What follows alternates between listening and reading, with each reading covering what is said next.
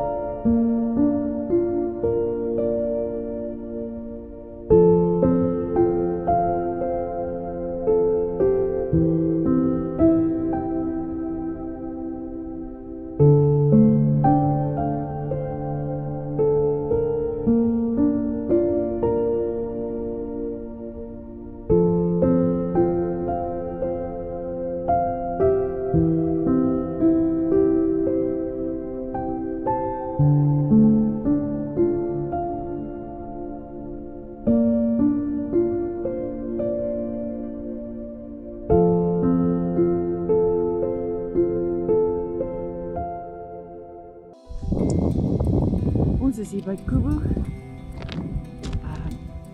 Dit is ongelooflik. Ongelooflik. Speaks to your soul.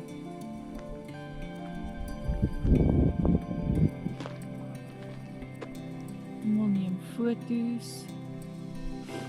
Ons het die sonsopkoms gesien. Amazing. As soon as the sun was up, we were brought back to the reality with the realization that we still had a long day ahead of us with some hard driving. We packed up all the chairs and headed back to the island. We stopped to experience what was left of the sunrise from a different angle. For professional photographers, this is an ideal spot where you have the sun in the background and the silhouettes of the granite rocks and massive baobab trees. We spent the last minutes just taking in the beauty before we headed back to camp.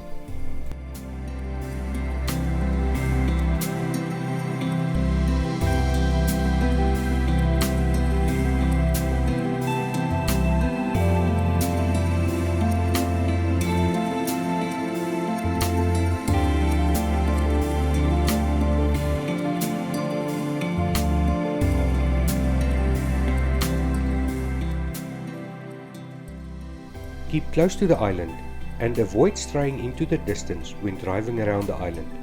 Despite appearing lifeless, the pan is actually filled with life. Small piles of sand that you may see are actually tiny frogs hiding out under the dry crust while they wait for the rainy season. Around the pan, there are indications that people are attempting to break existing drifting world records. On the pan, please refrain from attempting to drive like a professional drift car driver. Not only does it look horrible in the pictures, but it is also harmful for the environment. Leaving Kubu was bittersweet, but we still had a long journey ahead of us with many more unforgettable moments to look forward to. Even though the drive to Gweta is only 107 kilometers long, it will take between 4 to 6 hours. And in our case, it took longer than 6 hours. Although the road is not difficult to drive on when it's dry, it's worth taking your time to enjoy the landscape. If you stop to make something to eat along the way, you will most likely drive for more than 6 hours. The Planetbaobab Adventure Camp is located about 25 kilometers north of Kubu and is ideal for those who do not want to camp at Kubu. I've included Planetbaobab Adventure Camp's contact information in the description below. Keep your head up while driving through the bush, but do more than that. Look down. You might be surprised. A few kilometers from Kubu, I saw what at first glance appeared to be elephant tracks. Although it has been said that elephants often visit the island, I've never had the good privilege of seeing any animals at Kubu, especially the elephants. I drove a few more meters in shock before I once more saw the tracks. I immediately decided to stop so I could check the footprints. I was surprised to find that these elephant tracks were quite recent. While I was busy telling everyone over the two-way radio that the footprints were indeed elephant tracks, we noticed a herd of 10 cows and their calves in the bushes about 50 meters away from us. Unfortunately, no one was thinking about taking photos because the moment was too significant. This was definitely a once-in-a-lifetime experience and one of the best highlights of the tour. Elephants so close to Kubu, who would have expected that? Any tree in Botswana is a great tree to stop under and prepare a meal, and this tree was no different from any other tree. Botswana provided amazing sceneries, despite being extremely dry during our trip. We prepared a lovely lunch in the middle of nowhere. Before packing up and moving on to our next camp, we spent some time enjoying ourselves and each other's company.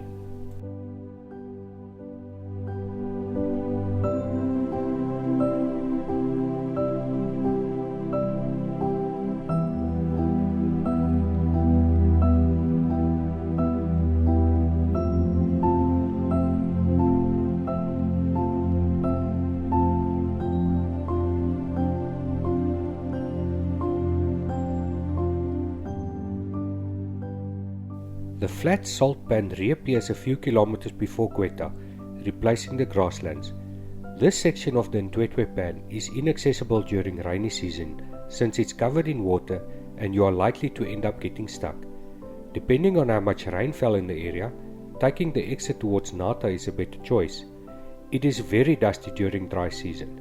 The pan is covered in dust that resembles baby powder. The final stretch of the road passes through the Mopani fields, where your car is likely to get some new scratches. Although the maze of roads can be confusing, they all lead to Gweta in the end.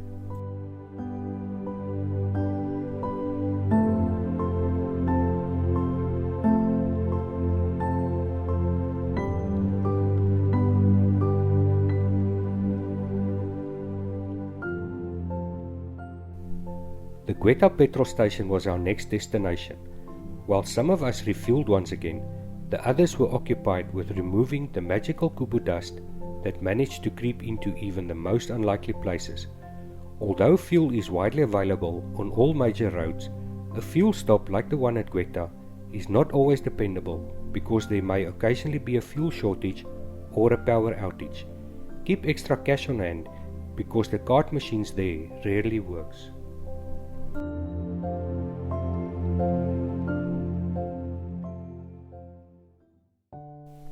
Planet Boabab was our overnight camp. Simply follow the enormous pink anteater to a location considered the world's baobab capital. It's estimated that the baobab trees around which Planet Boabab has been built are older than 4,000 years. They have a few campsites and native bakalanga huts that are used as chalets. Each of the small group-friendly camping areas has a fire pit and a water tap. The well-maintained, hot water-equipped common bathrooms are used by the campers. They provide trips to the pan, which is unique during the rainy season when you can see the zebra migration. You can go on a guided trip to visit the local Kalahari meerkats with them, or go on a guided quad bike tour to view some of the enormous baobab trees.